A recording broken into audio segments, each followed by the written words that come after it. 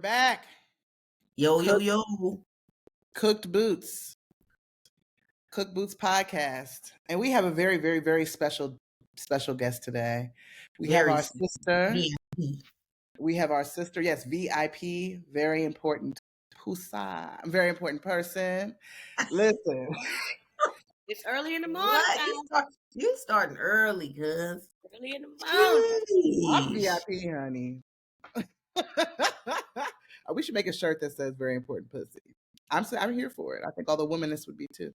But we have a wonderful guest who is about to dig into a dope topic. We are talking They Cloned Tyrone with the dynamic, gorgeous, brilliant, vivacious, divine, visionary, artistic guru, fasting queen, entrepreneur, all the things. Assata Williams. Woo! Thank you for joining us. Thank you for having me. I'm so Absolutely. Yeah. This is exciting. Yeah, this is monumental. This is iconic. Do we tell the story? Well, I don't know if we should. Okay, I'm gonna just say this. Which one? Right. I'm not gonna tell all the stories, but for those of you all who don't know, okay, you know, Assata and I grew up together. This is my oldest best friend from Silver Spring, Maryland. I came to Atlanta 3 years after her, and then we met 10 living in Pittsburgh on the south side. Heritage Station. Yeah. Heritage Station, what's up?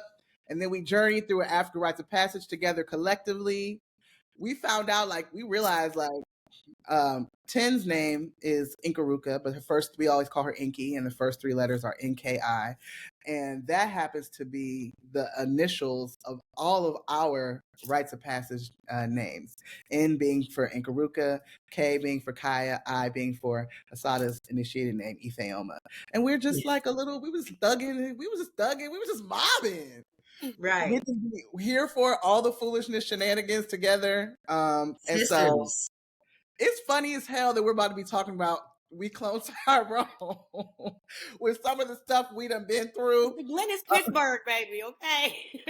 The Glen? Oh, look, you jumping right in. Sorry. The Glen No, that's how we like to let it roll organic.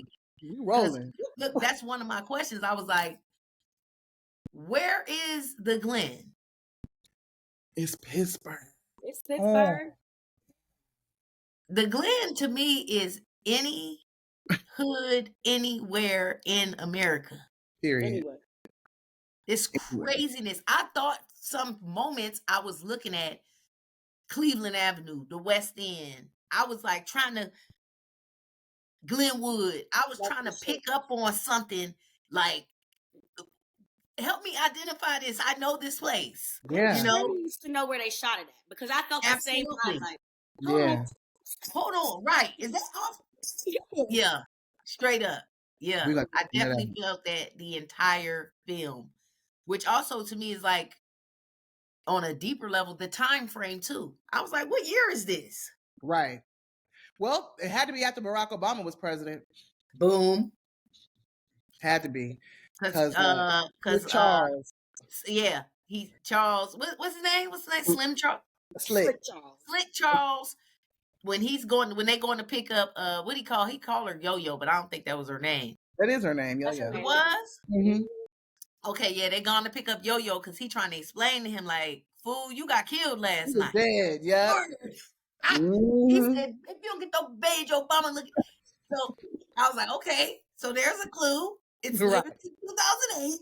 Yep, after 2008. Right. And then in her bedroom, there was a photo of Beyonce on the wall, but it was next to a B2K poster. So I was like, like, where we at with it? Damn. I mean, I think that was her childhood, her childhood. Absolutely. Yeah. Yeah. Word Up magazine. But even Tyrone's vehicle is giving very much 70s. All of them, all the gang members had that kind of same vehicle, old school. But hold on, and I just want to be very clear. I don't know about y'all, but in DC, was it not the Crown Vic? Like we were very much in the hood, and Muggs wanted to drive the police car, the old model. That's Atlanta too, the Caprice. That's the thing about the hood. Everybody wants that old, you know what I'm saying? That Cadillac, they want that old time car. So you're never gonna know what year it is. Fucking around, just going by the going by automobiles. You're never gonna know what year we're in. But you know, the Glen is absolutely what staples make up the hood. This is why this movie, I don't understand why we haven't burnt shit down yet. I really don't get it, because if there was ever a movie that said, "Nigga, you're fucking brainwashed," it was. I don't know how much more clear it could be. Yeah. Where are we going? Yeah. We're going to church, corner store, beauty supply. That was the power of the movie to me. That's why I'm so grateful you jumped right in on the time frame, because those are my two main things, that you see this streamline of it could be anywhere at any moment. It could have been 70s, 80s, 2000s, 90s. It didn't matter. But all of these things rang true through all of those decades in all of these locations. Somebody watched. I mean, of course, they specifically went West Coast at the end of the film, but anybody from anywhere, the South, East Coast, West Coast, whatever, can identify with the things that they're highlighting, affecting community. Yeah, totally. Go ahead. Okay, so I think it's clear that we do love the film. Love it. Why do we love it? Ooh, so many reasons. I think as like a conscious, woke individual. Okay. Look at that. Right. You look at a movie like that, and it's like, it's not funny for me. It's not pure entertainment for me. It is like a wake up call. You know what I mean?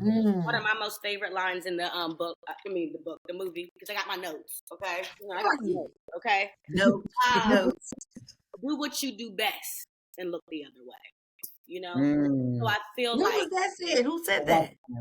The white man, when he was telling them, when they were all outside the club with everybody, all the clones, everybody who was controlled, he was giving them options. Option 1, option 2. Option 2 was, keep doing what y'all niggas do. Do what you do best and look the other way. The other way. So I feel like we are in that shit so real sick. Can I cuss? Yeah. We have to pick up a storm. No, stay torn. She's telling on herself, y'all. She ain't been watching. But go on, sis. Yeah, do what you do the best and look the other way. But I feel like in that sentiment, how it's explained is we're in that right now. You know what I mean? Like, we are literally watching that movie. People are sitting back, doing whatever they're doing. Like, oh, they cloned Tyrone. That was so cute. Da-da-da-da-da. Let me go get my perm. Da-da-da-da-da. Let me go drink my juice. Da-da-da-da-da. I'm going to fuck up some fried chicken. You know? So I feel like we're literally, it's like deja vu. It's Twilight to me watching that movie, which is why I love it. So when you're saying, I'm sorry, Kai, go ahead. Oh, no, go ahead. So when you're saying you didn't see it as just purely and strictly entertainment, did it like upset you? It pierced you? It offended you? It wasn't anything new. I love the artisticness of being able to show it to people who may not already know, you know, and putting it in this way. But I don't feel, I love the visualization of like underground, which is where I feel like I was trying to think about like, what does SpongeBob and Squidward have to do with this? Down bottom. Bikini Bottom. You know what I mean? Yeah. You know, so I'm like, wow, that's good. Because it started off with SpongeBob and Squidward, and then it ended with SpongeBob and Squidward from the little kids. So I'm like, what do this got to do about it? Bikini Bottom, you know, down under. So I feel like I love the artistic visualization. It just gave me more context because I believe it all. I think 100% down there, you know, like 100%, 100%. So. Yeah. How you were gonna tell us why you love it? Man, Jamie Foxx was my favorite fucking character. First of all, before we even, there's so many things that I love about it. I love Frog, the unk outside the we got drinks, because straighter is greater, young blood. Listen, He was the jolly. He had the wisdom. He had the answers. And I just love every time I see people that we typically throw away and dismiss having the answers that we need and reinforcing that notion. I think that unites Black people. I cannot stand when we other folks into a place of worthlessness and we absolutely miss out on God in real time. Because although Frog was a clone, somehow they had this clone was in a position to be giving out the answers if you paid attention. I love how absolutely he was one of their clues they went back to. But I love that Frog. I love that Fontaine didn't miss it. You know what I mean? Like he was kept walking. He could have kept going. But he even was like, hold on. Wait a minute, Frog, what'd you say? In the water, young blood. Last stop on the train, you know, where you go when you want to get out of Babylon. When you want to get out of Babylon. You know? And without Frog, someone that people just dismiss as this pissy ass drunk outside the liquor store. Because at the end of the day, Fontaine was still pouring 40s in his cup. He was pouring into him. He was every day. In front of the big sign that says, "We got drinks." I love drinks. Yes, drinks. But niggas. But like, I love how the trap house, you know what I'm saying, was like above the research center. And I loved how, like, I don't think you could have made it any more plain. But what I really love the most is that if you really watched it, right, if we're taking somebody who really is trapping, like the dudes we met in Pittsburgh that we used to be out, you know what I'm saying, sitting around with, if they watch that movie, I wonder if they reconcile with the fact that the white man keeps you in position to keep the community in control. That's your function here. We allow you, at the drop of a hat, we could say Black, Olympia Black, and you could put a gun in your mouth, into your head. But we allow you to stay here until you're no longer of service and we lock your ass up. But we need you here to continue to sell drugs. We need you here to continue to pimp. See, they cloned the pimps, the hoes, and the unks.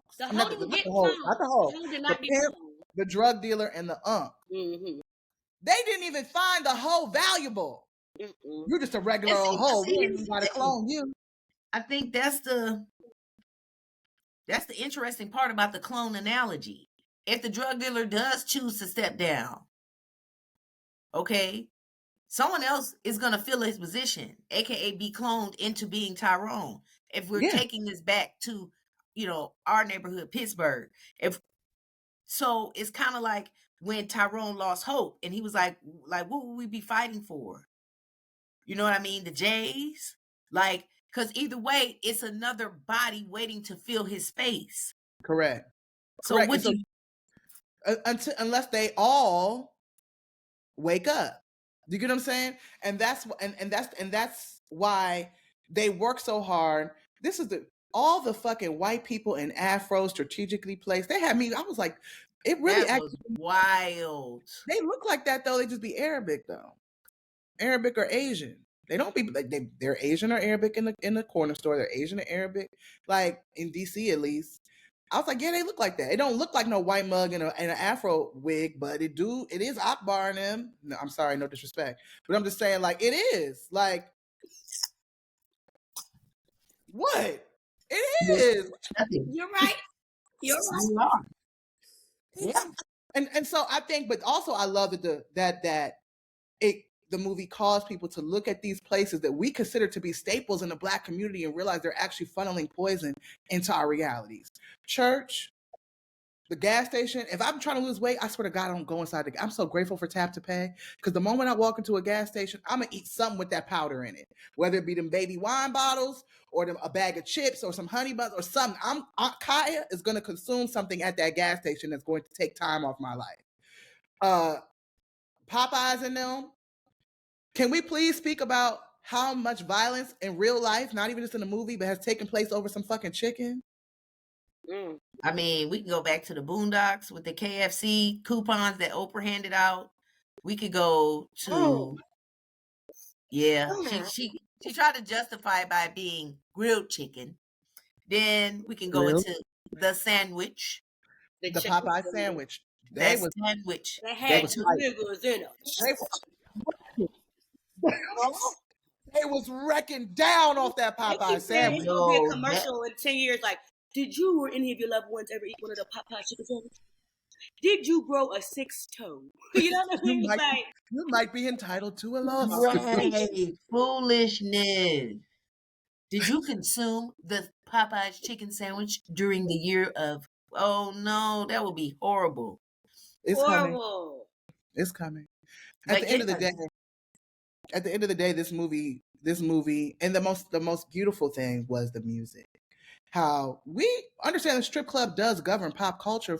The strip club determines what music we're listening to. I don't know if y'all know this, but especially in Atlanta strip club, if it can be played in the strip club, y'all see Hustle and Flow. Don't act slow. No, that is real life. We seen the real meteoric rise of Mike Jones. He told you. I took my mixtapes to the strip club with my phone number on my T-shirt. Yeah. Period. Or P Valley, Lil Murda, who is also in. That's what I'm saying. I love that shit. I love it. Full circle.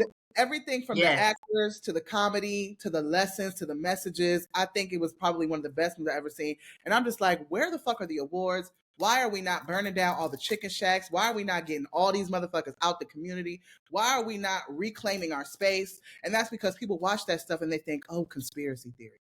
No, it is real life, every day. Tyrone, wake up. I mean, I want to literally go in front of Popeyes and be like, stop chicken. You're the fucking chicken. That's the way that I feel. I feel like that. I'm like, the gag is it's Chick-fil-A too, though. Chick-fil-A. It ain't a fucking chicken. I mean, so I feel to me, from my all over my body. I just want to yell from the top of my lungs. So that tells you if it's also in Chick-fil-A, because them people like Chick-fil-A too. So if it's also in there, it's not just a Glen situation. No, it's probably a worldwide situation. Yeah. The Glen, they just want to keep that shit run down and they want to do experiments, but it's a whole, because he said, that's what the white man said in the movie. He said, America is an experiment. What did he call it? He said, I'm mall security. Right. At a crazy. Mall security is wild. He was so wild. Yeah. That character had me cooked. I was livid. Because he had he was the quintessential white man. Yeah. For sure. Nigga, you don't run shit. Yeah. Oh, look, you thought you did. Oh, okay, that's cute. That's cute. Right. And it really wasn't even, it was just him just showing his authority because he didn't claim like he was running shit either. He was like, shit, I'm just executing for the man. Yeah. Right. And I'm like, but really, then it gets was his boss the old Fontaine, the black man? Yes. So he wasn't even the white man running the shit. Well, message. Word. Shout out to Jesse Jackson. Damn. Shout out Jose Williams. Okay. Boots. Extra. I'm going to just say this. We're not on this podcast because you're dealing with people who are afraid to jump out there. Say what it is. We are we've never explained what cook boots means, and we're not going to, because if you know, and you'll catch on at a certain point. Maybe we'll do it at some point. Who knows? But I'm going to just say this. At the end of the day, y'all are out here doing wild behavior that has rendered us cooked, and we got the right to talk about this shit whenever the hell we want to. Oh my gosh, it's crazy. Don't do it if you don't want someone talking about it. It's crazy out here. Jesse, we know what's up. I listen. Critical thinkers on the line. We don't believe everything we're told. We investigate things. We have been blessed enough to be anointed by God to investigate all kinds of belief systems, structures, policies, systems. So we know that just because you're of African descent, that doesn't automatically mean you kinfolk. We would like it to mean that. All skin folk ain't kinfolk. No, it's just not true. And you got me chopped and screwed if you think I'm going to believe that. I mean, chopped. With so much evidence to the contrary. So, of course, the black man, they put the black man because at the end of the day, what I think the movie is trying to show people is that at the end of the day, it's still the power is in the people the power is in your people's hands. It's in the people, it's in the people in the majority The people who choose, like we spoke about earlier, what happens once someone steps down and the next clone steps in? The power is in the majority of the awakening. Correct. Yeah. Correct. No, the revolution will not be televised. There's a quote, I think we've all heard. It was like, I heard it a step further recently, but it was like, the person who controls the food controls the people. Mm-hmm. Then they said, I heard it was like, the person who controls the seeds controls the society. So it was even just thinking about like just GMO seed, heirloom, like even the modification of like what we are getting from our zucchinis and squashes and cucumbers, and that even being genetically modified through seeds, So lately I've been raw, right? I've been raw for like a few weeks. And I had some cooked food on Monday with my cousin. I went to this African restaurant. I had some cooked food. Immediately, I felt my vibration lowering. Like immediately, I felt lust all over my body. Like I wanted to eat certain things, drink. Like, and I've been godliness, vibrating so high. Immediately, I put the food in my body, and it immediately affected my vibration in my brain. I was losing disconnect minute by minute by minute. I'm on day 3. I ate my leftovers yesterday. Why would I do that? Ain't eating no cooked food no time soon for real for me right now. Because when I eat like that, I am vibrating on a different, vibration. The moment I put that shit in my body, so it's real. I mean, I'm feeling it in real time, real life. It's real. And you don't think it's a possibility that you started feeling that because you believe that? No, only because it's not just me. My homegirl, I took her on a fast when I did my group fast. She told me she's never thought that clear in her life. She's like, I didn't know. The other day she called me. She like, you think we're supposed to really feel like that on a regular? And I'm like, yes. God damn. We are. This other shit is to dumb us down, to confuse us, to our third eye, our pineal gland, like all of that, the place, the forearm. Yes. So in reality, no, real life, baby girl, you could really feel like this every fucking day. Granted, we're gonna have hardship, we're gonna drop us down low, we're gonna have griefs and all of these things. Things that'll happen. Yes, life things. But no, for real, we could really wake up like this every day if we choose to. That's like what the movie personifies or characterizes with the relaxer. The teacher at one moment had so many concerns about her students. Oh my God. Their lack of supplies. All of these things that were, shortcomings based on state and government. And in the moment that chemical hit that scalp, baby, it was like, girl, fuck them kids. Delusional. Willing to throw the whole future away. At that perm scene. Because it's like, that perm scene kills me. I got one before. And my mama tried to take my daddy. Baby, all the black girls got the perm. You probably had a perm. My mom was so against perms. Like she really. Yes, I was about to say, you probably had a perm forced on you. I did. I was just talking to you. Wasn't I just talking to you about this? Told me about your auntie put that perm in your hair. It caused a whole rift in my face because my mother is, on television and went through a huge trial, but personally having to wear straight hair being a black woman, and she didn't get liberated from that until like 15 years ago after my sister and I were natural for a long time. That was something that was huge for her, but she never wanted her kids to have a perm. She never wanted her to have no perm. And my auntie put that perm in my head. When I tell you, it was like the beginning of the end. Major violation, and for good reason, because look, I mean, if we just don't talk about the spiritual implications of doing that. We talk about the biological health risks that take place. Yeah, what? But then the financial debt, because how much time are we spending at the hair salon? How much money are we spending at the hair salon? The mental fuckery of sitting there and making sure it burns so good so that you can have straight. I remember fucking having scabs in my head. It burning so bad, and I wanted it. I was like, it's pain to be a girl. You have to go through this. The fucking. The first time I got a perm, it was so crazy to me. Like, I couldn't understand why my head felt that way. I don't think I had gotten a prep talk or anything. So I reached there, and for years, I had a burn on my hand from the chemical touching my hand. Yeah. Because I was like, what's going on? Boinged. You're boinged. That's why advertising and marketing and those things are so important, because they convince a whole group of people to burn their scalps in order to be like them. Like the way your hair grows out of your head, the way God created it. It's not good enough. That doesn't look appealing. The very words, your hair needs to relax. It's uptight. You need to tame that. Lay you need down. to do something with your head. Relax. Do something with your head. It's a lot of tension. Nappy headed hoe. So the hair is like a drug addict. You know what I mean? Like, relax. Take some of this crack, baby. Yes.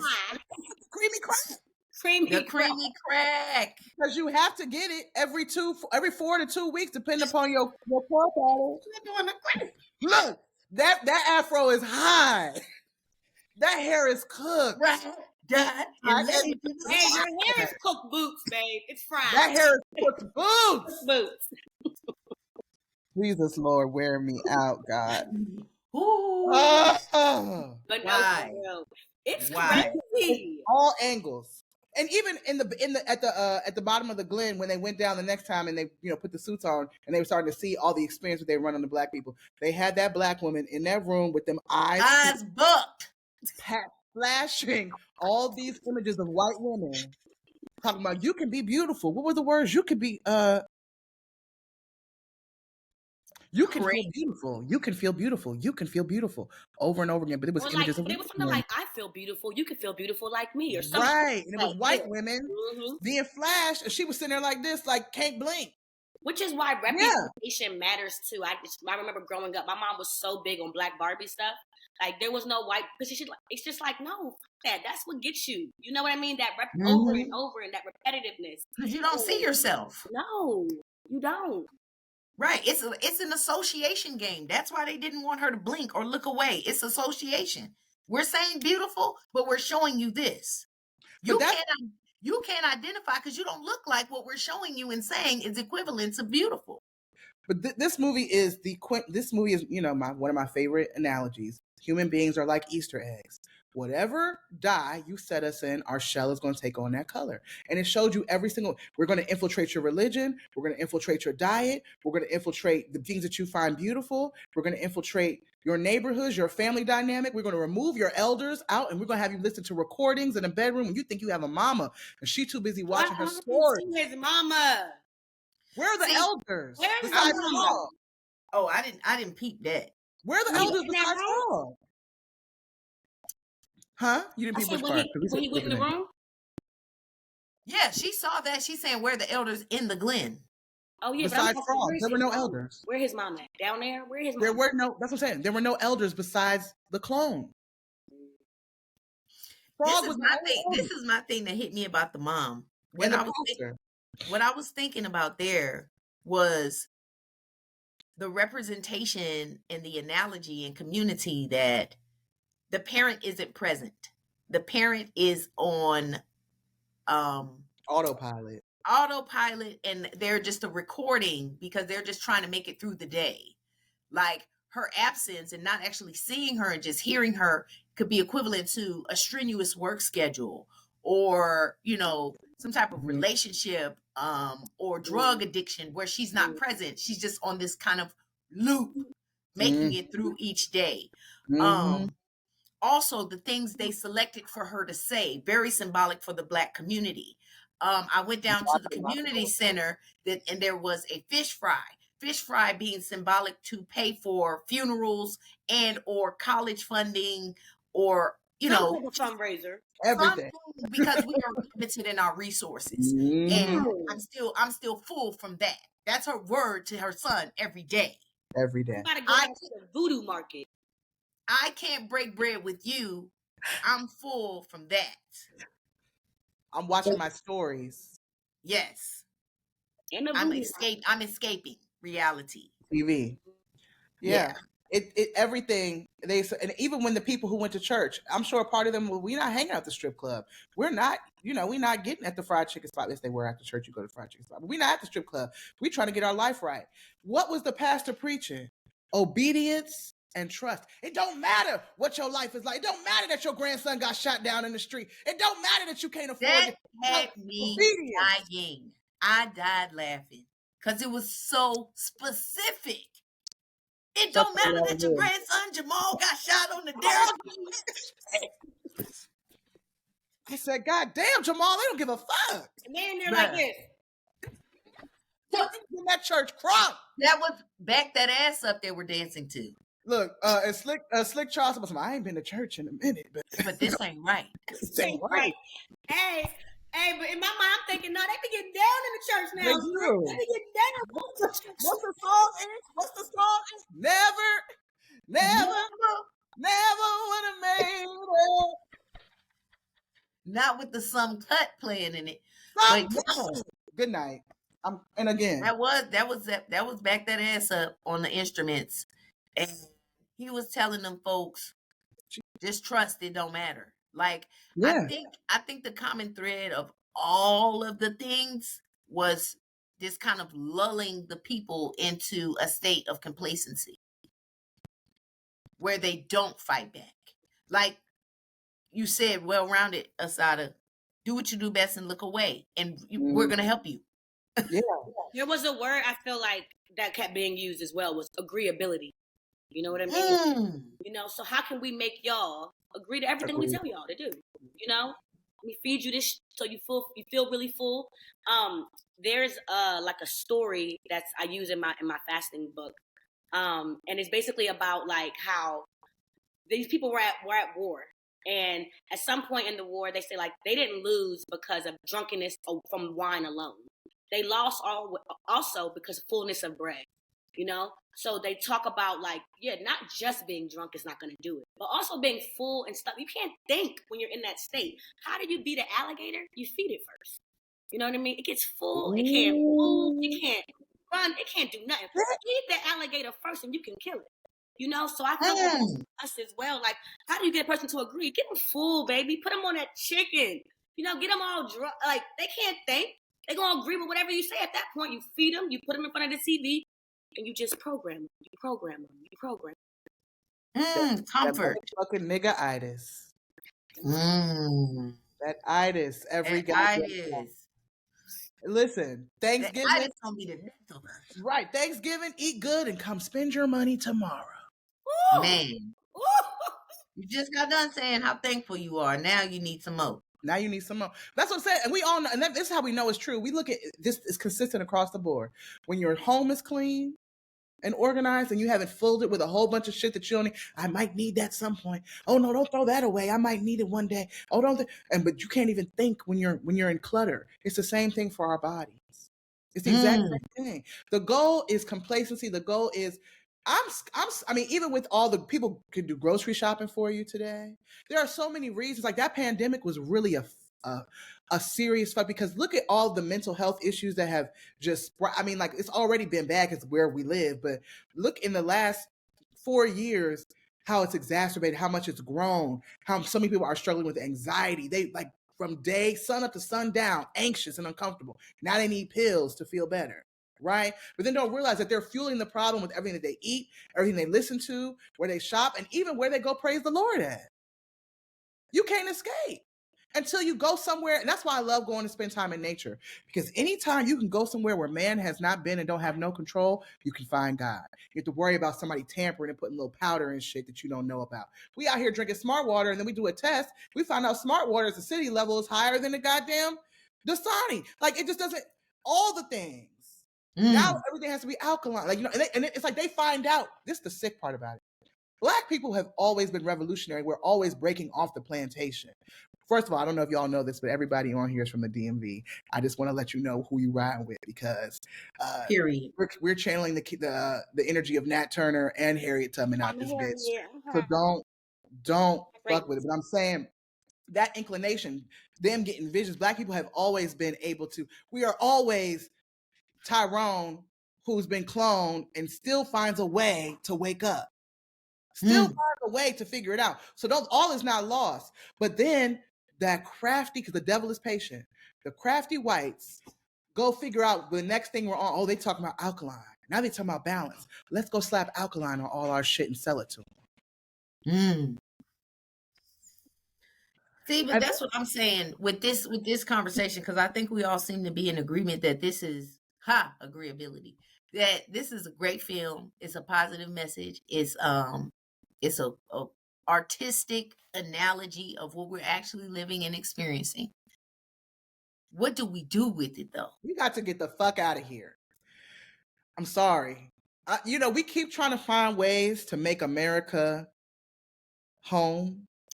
That was not going to say make America great. We keep trying to find ways to make America home and reclaim our time. This is not. Unless it all burns to shit, I don't know what we gonna do.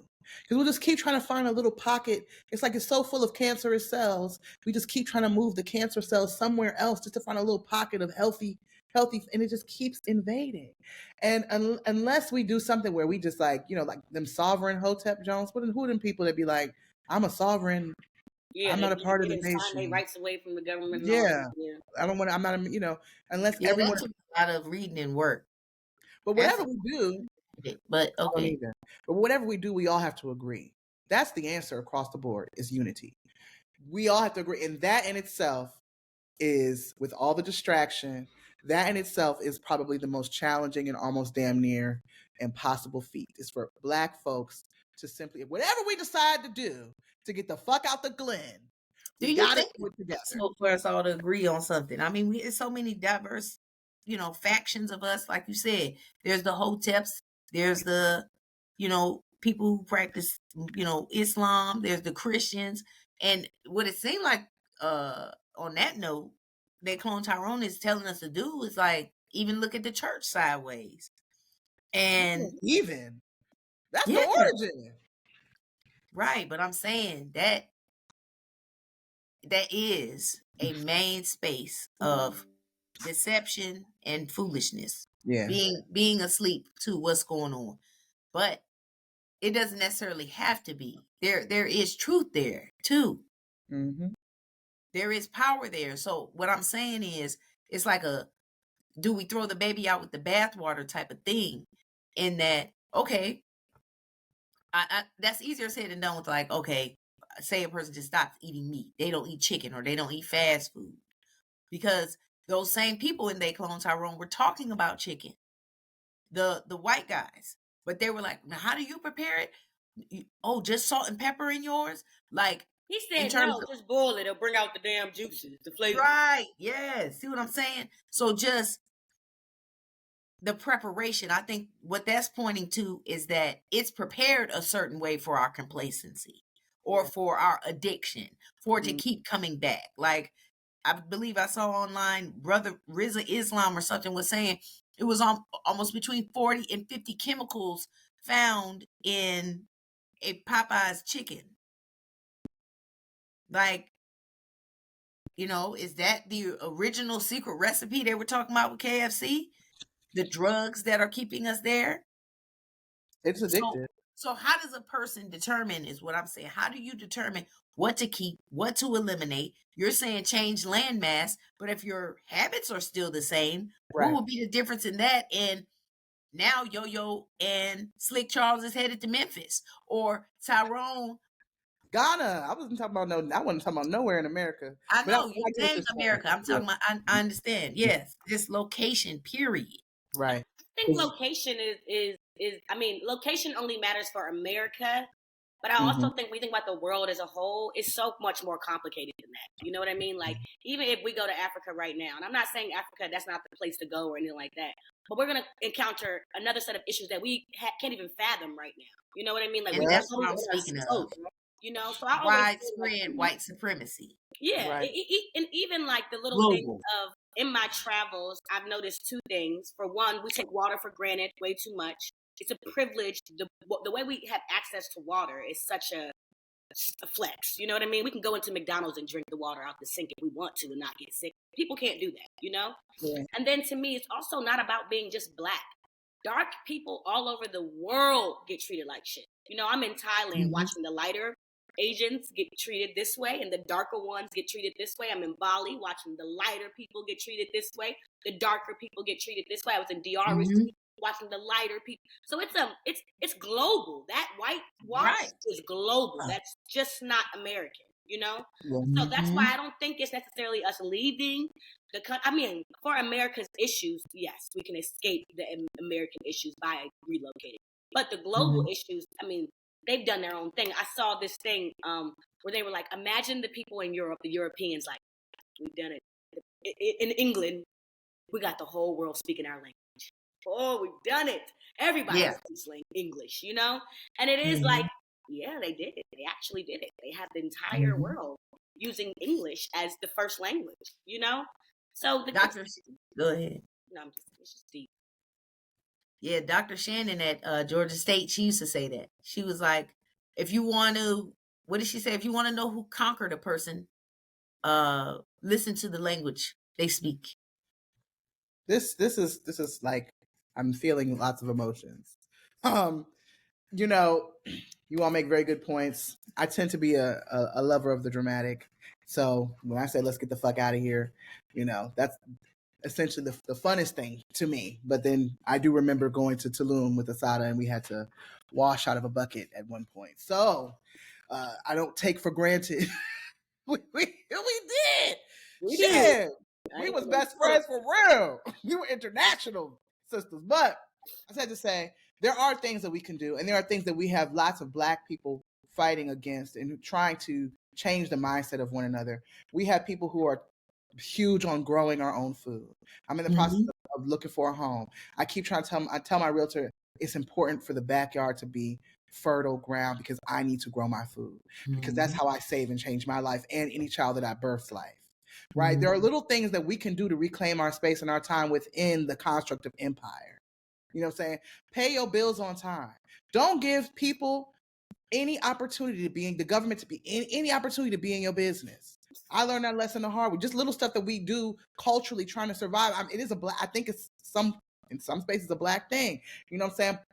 From survival mode, robbing Peter to pay Paul. I'll put a little bit on the bill. I'll put a little bit on it. Oh, you get a traffic ticket, pay that motherfucker immediately, because you do not want Clayton County Police pulling your ass over, and the next thing you know, you paying $7,000 in court fees, and then your insurance rate goes up. Yes, that happened to me. All I'm saying is there are little things we can do. Getting real specific, Jamal. there are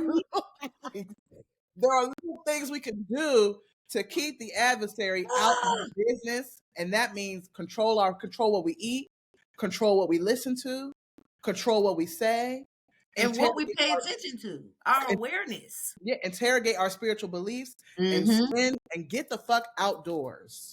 Why do we believe this? What do we notice happens to us once we do this and participate in this? To me, that's what cracked the whole code.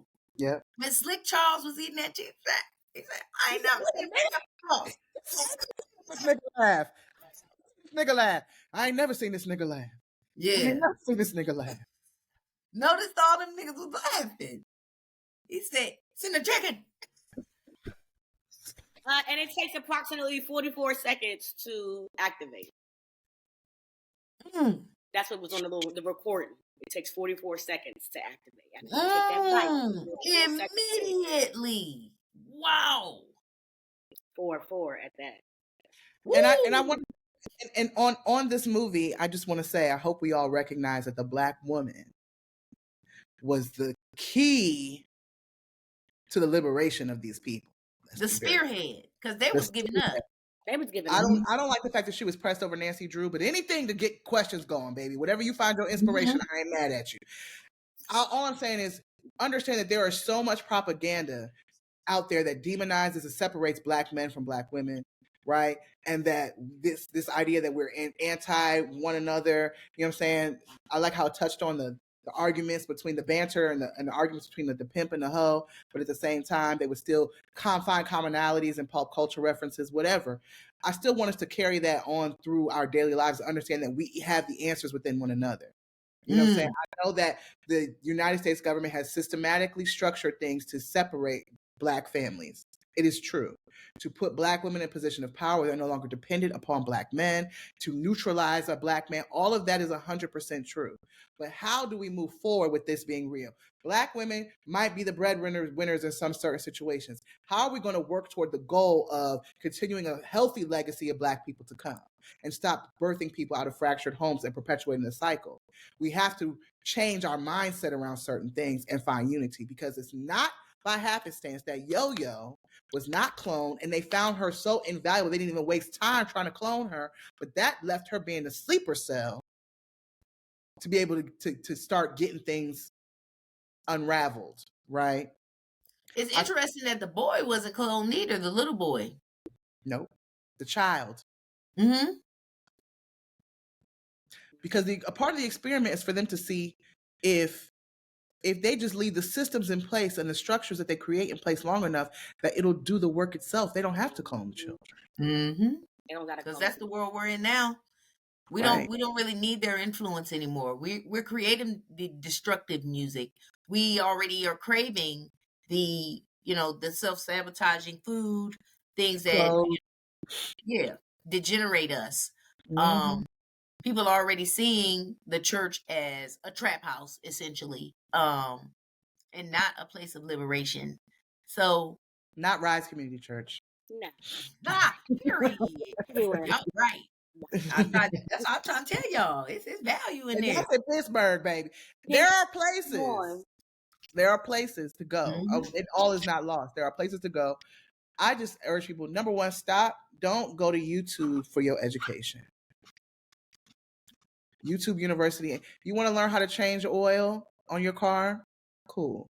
But YouTube is not the only thing. Clark Atlanta University has a wonderful library that you can visit that has lots of you just talking about like liberating, because I mean people are trying to use YouTube. There's good stuff on, but don't only use YouTube. But vet your sources is all I'm saying. Vet your information. Yes, because vet your sources. Use a number of resources, books, actual books. Yeah, like books. Yeah, like books, and documentaries, archives. Go into archives, see people's letters, different things like that. To, like you said, cite your sources, vet your resources. Absolutely. People go to YouTube and they stop. And I've heard some crazy shit from my brothers. Oh yeah, see, I was about to say the person's name, but I don't want to do that. Don't do it. I'm not gonna do it. I'm not gonna do it. Damn, I want you to do it, but okay, I'll trust y'all. No. Who is? Who knows? We'll say offline. I guess we can find out then. We can laugh. Yeah, I'll tell you offline, but I don't want to just be out here frying people who trying to make a difference. But you could just tell it's. You ain't read a book a day in your life, sir. Hush. Yeah, it's YouTube. Yeah, I'm saying you're causing confusion with that. These YouTube hotep people, you're causing confusion. Be open to other folks having other information and learning something. You can say certain, you know what I'm saying? There's certain things that are true. There are conspiracies afoot. There are people against us. Absolutely. Figure out what actually happened. When people start saying like, oh, slavery was a hoax, you're going to disturb my spirit. There's a whole thing. People we talking about that sovereign. That's also crazy to me. Is like, you know how slavery is such a big deal for us, and like we know so much about it, and like it's a thing, you know. When I was traveling, they're like, I haven't heard of it, but what is it? People don't even know what it is. You know what I mean? Like they have no. We don't really, and that's the thing. We're divided in that way too. Some of us believe in it, some of us don't. But some of us never even get taught it. Believe in it. How can you not believe in slavery? I don't understand. They don't even know what it is. They're trying to say, what is the evidence that this thing happened? Oh, there's evidence. Because that's what like sovereign people are saying, that we were already, that, you know, we're indigenous people and this is our land. We were already here. That's why they're trying to claim sovereignty away from America as a corporation. There were people here. I mean, this is what I know, right? And this is just ancient Kemet, Timbuktu. We're talking about Mansa Musa. African people were highly technological and innovative way before Europeans. European people were dying. Shout out to Dr. Black, because if I had not sit on in his classes and been introduced to certain literature, I wouldn't know these things. So I'm not about to sit up here and preach like I'm some sort of master in Africana studies, but I know a thing or two because I've I've heard a thing or two. But just understand that Europe was going through the bubonic plague and lost so much of its population, they started exploring other realms. And when they got to a rich nation, a rich country, a rich continent like Africa, full of resources, they could not understand how these people were not, one, dying of the same disease, and then number two, where did all this, how could they crash our fucking financial market with literally 1% of the wealth that they have? And so there, now you have this conquest, 100 years of waiting and observation for them to strategically take over the resources and divide the continent of Africa amongst themselves. There's no way, shape, or form that to believe that African people had not already explored the entire world before they got there. Don't believe that. It is a fact. There are books. I agree with you. I know it as fact as well. But there are people who would look at you like you are insane. Well, let's go to the library. We can solve this quickly. You know what I'm saying? Like, it ain't gonna happen in the barbershop. Get out the goddamn creamy crack house. Let's go somewhere where we can find some evidence. It ain't gonna happen in Pop. Let's go find some real, because don't you want to know? It's not, no. See, and here's the thing. I'm glad you said it that way, as if you're speaking to us who don't believe it. No. No, I'm not talking. We're a small population. No, I'm saying in terms of people who look like us.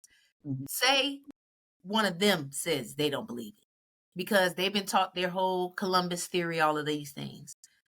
When they're listening to us and we keep talking about we come from kings and queens and da-da-da.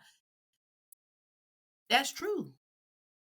The largest, wealthiest nations the planet has ever seen, the people look like us. We are descendants of those people. This is true. Mm-hmm. But we cannot tell them the facts. We can't say the facts. We're hearing this like trickle down knowledge, but we couldn't tell them to prove it to them. Well, if you go read, they came before Columbus by such and such, or if you read da-da-da, we can't do that. We can't cite our sources because we've only heard who we were and what we used to do and be and who we potentially could be again. Because that's the thing. We don't really believe it. Otherwise, we would have no need to have to even have a conversation with them about it. We would be walking it. I don't talk to them about not a damn thing. But I get what I'm saying. Like, and there is a way that Black people crave that validation of like, I need you to admit what you've done. You know what I'm saying? I think, like you said, the first steps were just for us to know and be clear. I don't think it's even a one-on-one conversation between them. Right. I'm saying those of us who say these things, who probably strongly believe it, they like the way it sounds, whatever, they pumping it. It doesn't necessarily mean they did the work to know for a fact who they are and what their origins are and what they're capable of. Yeah.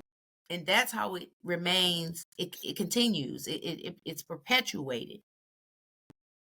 Because people like how it makes them feel in the moment, but they don't believe that. Yeah. So otherwise they will be mobilized. Yeah. My first question: why is shit still standing? But I digress. I understand why. The crap. Mm-hmm. Yeah. So my question is, and as we close, right? What is something that tangible, right, that we can all do to uproot? I don't even know if I want to use that language. What is something tangible that each of us can do just in our day-to-day lives? Specific, simple. Mm-hmm. To resist Bikini Bottom at the bottom of the Glen. How can we resist? Change your diet. That's what I would say is one thing. Watch what you're consuming. The dyes, it's crazy that America has so many like red dye 40/40s, all of these things that are illegal in other countries, you know? But I also think it's because, you know, like a king or a queen or, you know, somebody in that royalty back in the day, they felt really big on like my people. I have to protect my people. I don't feel like America feels like that because we're so like, there's so many of us here, like we're like a melting pot. There's no like my people to care about. So they're just fucking us over. You know what I mean? So I feel like first it is the diet, not first, but a thing you can really do. tangibly is put fruits and vegetables in your body. You know, really praying over your food, praying over your water, you know, the molecular structure of the water you're putting into your body. I would say, like, that's always when my vibrations are low, my diet is off. When my vibrations are high, my diet is on. You know, so I feel like diet is definitely first thing, and I feel like it's one of those things that we know is good for us, but I don't think people really, really, really stress enough how much diet affects your mental, how much diet affects your clarity, how much diet affects your communication with God. How to hear from God, change what you're eating. You know what I mean? Like, God can't even talk to you because you're clogged up. Your gut. What they say, your gut is your second brain. Yeah, it's your first brain. Really, that's what you're saying. You know what I mean? Like, if this is wrong, this is not well. You know what I mean? Even understanding. There's a guy named Joe Dispenza, and I've been, really into him lately. But he just talks about, like, even in meditation and, like, your heart, like how when it's my guy. I got a Google Drive for you, baby. Okay? I'm waiting on mine. Okay, I'm sending it out today. I'm gonna put it in the chat. I got a drive. You're gonna love it. Oh, I'm gonna bless your day today. Okay. My man got me meditating for like an hour and a half. I'm working on I'm working my way up to a 4-hour meditation right now. But in that, that's wild. Wow, right? But in that, I feel like he's just, you know what he's talking about, which is just these habits and breaking and all of that. But like the real clarity that we can receive with just taking those things out. We're literally all walking around and we don't even know it. We know it, but like really in a fog. Even when I know it, I don't be knowing when I'm like hazy until I get out of it. I'm like, whoa, I was down up in that motherfucker. Because now I can think, I can breathe, and I can hear. You know what I mean?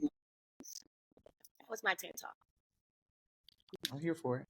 For me, I feel like I was, listening, but also thinking of my answer. I think first is asking that kind of question, the awareness, like to see what am I doing that's maybe kind of like keeping me stagnant or sedating me. And then I think it's that proactive getting involved, and it's not going to turn out perfect. You're not going to be total raw vegan right off that. I think it's the consistency and just staying focused on it, recognizing the changes that you do see, and just gradually trying to increase your time. Refraining to me was a huge thing. Being out front of that liquor store. That's typical. I think that's how we opened the movie. Yeah.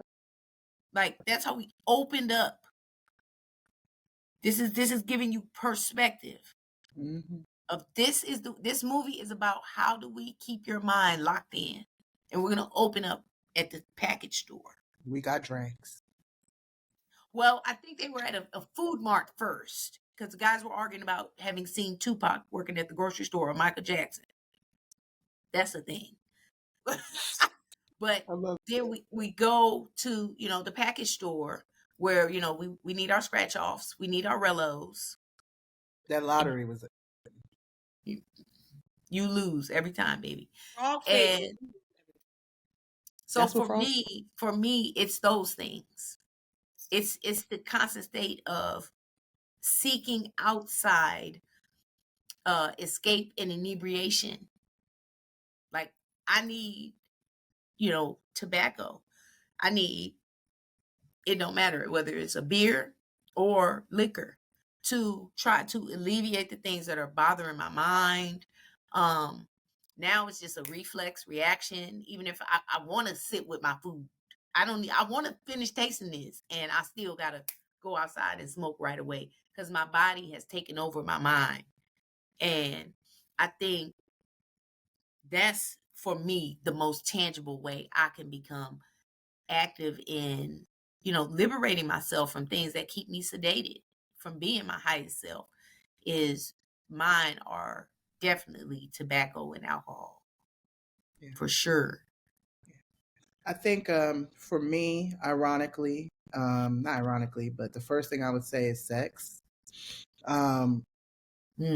just having been over sexualized my entire life, that tends to be my Achilles heel. And the bane of a lot of trauma and escapism. I was just kind of thinking back to when we was in, growing up and my teenage years in DC, and how much time was spent in the Glen and moving from location to location, whether it be from the liquor store to the carry out to the trap house, and that was the cycle for several summers. You know what I'm saying? Earn a little money here, but then we all come back and reconvene, and it's like, what you got on the bottle? What you got on the bottle? You know what I'm saying? I match a blunt, or let's go hit up these niggas and they gonna come pick us up, and you know what I mean? Like, and then that behavior still, even when I moved to Atlanta, I still had to uproot that same ritual practice. You know what I'm saying? It still reared its ugly head. And so for me, number one, reclaiming my body, but then number two, diet, like you said, distractions, but then I'm also very big on the mental space. And so what I've realized is listening to 90s R&B is a game changer. It seems little, right? But the music that I listen to, like when I'm out here, like Nuck If You Buck versus, you know what I'm saying, I'm fiending for you. Like, that's the vibration. Like, I love 90s R&B because it celebrates Black people, and it's not so old and so far gone that I can't connect to it. And it affirms the beauty. It affirms the beauty of Black love. It changes my reality. I don't walk in the world thinking, oh, these niggas ain't shit. No, because I hear Black men sing to me about how beautiful I am all the time. So just in that vein, I think the most important thing is mindset. And so anything you can do to change your reality and not be distracted and remove yourself mentally out of the Glen first. Get your ancestral altar, get your playlist together, and go take a walk outside, and the rest will come. Because guess what? When you walk on that path, when you decide you want to change your life, you're going to meet people that are walking it with you. And next thing you know, you're recording a podcast episode 10 years later with your sisters, and they dropping 4-hour meditations in your motherfucking chat. Period. Resist that shit. So yeah. And I think, like, just to piggy off of what you said, just like, how much time a day are you sitting in silence? You know what I mean? Like, what do you spend time with in your mind? I was at yoga recently, and I was doing some yoga, and I started laughing at myself because I felt embarrassed. And I felt embarrassed. Why? Because I was stretching, and I realized how tight I was. And I was like, girl, why don't you spend time in your body every day? I started laughing because I'm like, you don't go nowhere else. You don't never leave this motherfucker.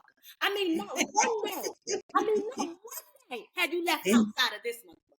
So why aren't you why aren't you spending actual time with your body? You literally go nowhere. I mean, I was just cracking the fuck up at the thought of, like, me being tight and being like, girl, because you don't do this. You know what I mean? And it was embarrassing. That is so deep. Because you literally don't go nowhere. Paul say, don't even find the time. Because your mind be somewhere else instead of present with you where you are. I was so embarrassed with myself. You know what I mean? It was very by myself. Well, that's what you were there for. Don't beat yourself up. And I know, and I was grateful. I'm going to take my little ass. Okay. Some people never think that. Yeah. Exactly. Ever in their whole long-legged life. Black ass life. Never. That's beautiful. That was a great realization. Thank you. Thank you for that. Thank you. And that comes from spending some time in silence every day. You know what I mean? So you, viewer out there, whoever's looking at this, make sure you meditate. 3 minutes, 2 minutes, 4 minutes, 5 minutes. Spend some time inside your body. Because guess what? You ain't going nowhere, motherfucker. You're going to be right there all damn day. All day, you're going to be right the fuck there. Okay? So at least try to, calm your little ass down and start thinking shit. Peace be still. I'm gonna say this, church or not, gospel music is not church, and gospel music got gems in it. Just want to add another playlist in there. And I'm not talking about people never would have made it crunk, because I mean that's true too. But them old Negro spirituals, baby, God is in there. So Thank you to everybody who has joined us for Cook Boots. They Cloned Tyrone. Of course, as we always say, we want to hear from you. We want you in the comments. Shout out to people who've been commenting on our YouTube videos. Shout out to people Absolutely. Thank you for your support. Thank you so much. And we want to thank you for being here. Your insight. Oh my God. Really good insight. I love everything that stood out to you, what you bring to the table. It's beautiful. Thank you so much. Can I have my few closing thoughts on They Cloned Tyrone really quick? Oh, sure. When we go over some of the names. I'm sorry, just because I got to get it off my notes. When will I be able to do this again? I just have 3 things. No, lay it out, baby. Some of the names with that were Slick Charles, Fontaine, Yo-Yo. We know them 3. Frog. And then I love, because we all got a Junebug, but Junebug was the little baby, the little boy. Yeah. I love that. I also wanted to say Yo-Yo talked about blockchain very early on. Very early. As soon as she started talking about blockchain. And then it also took a few notes on all the places that were affected, which was the music, the chicken, the food, the perm, the juice at communion, the church, and the strip club. So be mindful and stay woke. Stay woke in them places, y'all, while y'all out at Magic City Monday eating them chicken wings and you just left Sunday from communion and got that purple drink. It's all up in your system. I didn't even think about that. I might need to leave on a Tuesday so I can. Club going up on a Tuesday. Magic Mondays. Beware. Look, no, wait a minute. Hold on. I just peeped what this nigga said. She said, this is a fool. She said, I might need to leave on Tuesday so I can go to Magic Monday. Don't undermine it. But that, all right, y'all. That is a question. I really did want to ask that too. Like, okay, we know what it's like to be out of the Glen, in the Glen. You know what I mean? But why we know we hear you vibrate high. Why sometimes you want to go to the Glen and stand out front of the liquor store?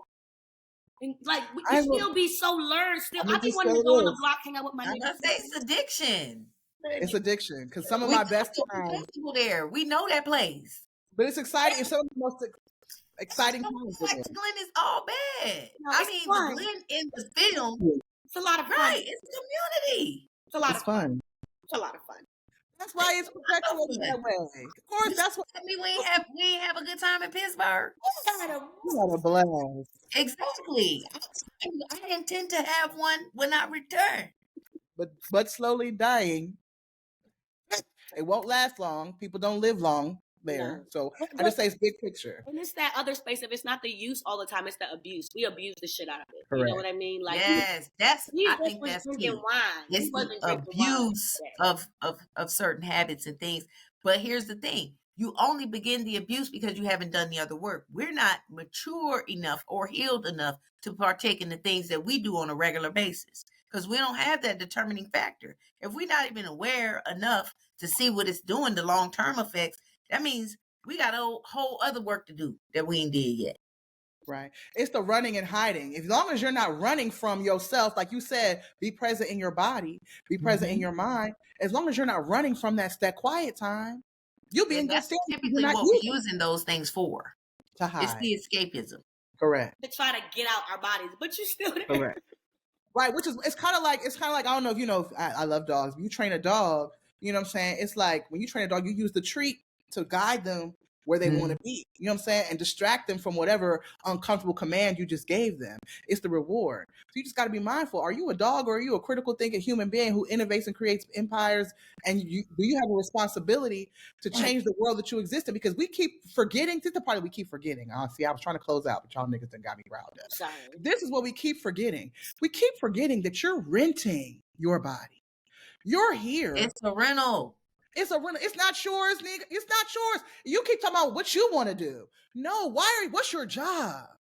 But we got songs like Gucci Mane. I'm a dog. I'm a dog. I'm a dog. I'm a dog. That's part of the Glen. We got the music that facilitates the behavior. I remember it was a song on like a dog. I'm a treat her like a dog. You on that trial right now? Murder on Your Mind? I got murder. On Melly. I heard that song one day. I said, she's diabolical. Demonic. Blood all on my shirt. Listen to that song every day. It's more heart. I was like, and these are These are young people, young impressionable people's. That's their reality. That's their music. We're not just talking about the artists. We're talking about the spreading of it. Correct. Young teenagers with murder on their mind every day. Assata, remember when you was like, you had gotten to King Von and you start realizing you were my gosh, I'm listening to King Von, okay, just jamming my ass off. And this is when I know they had gone too far, okay? I swear to God. I'm driving one day and this car gets out from the gas station. I start thinking I'm being followed. I think they're going to make an example out of me because I'm over here talking about I'm over here, fuck the other hood and all of that. Fuck this place and fuck this third and fuck this. I'm swerving in all the lanes. I don't do nothing but smoke a little weed, okay? I don't do nothing but smoke a little weed. Why would he be chasing me? But I felt like he was, and I knew at that moment the music had gone too far. You're a gangbanger, and this is where I get off the bus, okay? I cannot listen to this music every day. Stop!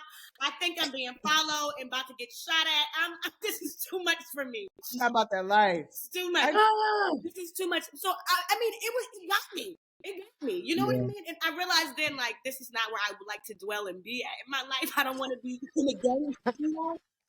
That's hilarious. In my mind that I was beefing with the other niggas, and I'm fucking, like. I told you about that. I told you when we was picking out the music for the podcast, I said it can't be too fucking scary. You was like, scary? I'm like, so you ain't never heard no rap music that felt like your life was in danger? It was the words, not the beat. I ain't got time. It's neither one. It's real, okay? And that shit, whew, it's a scary thing. And people are in that daily. And that is dwelling in that mood. Yes, training. No. And then what makes me mad is I wish they would be all hype, murdering their mom, really at the motherfucking somewhere. You know what I mean? At the CIA door, at the motherfucking right. And something or some real shit. Yes. May house. Shit. Period. You know, benefit us all. That's where we need you, fucking warriors. We need y'all downtown. Stop playing. Y'all keep. All right, y'all about to give me some serious editorial work to do because it sounds like it's about to start threatening the political forces. So what we're going to do is thank you all for joining us on this episode of Cook Boots. And we love you, and we hope you have been blessed. Be well. Peace.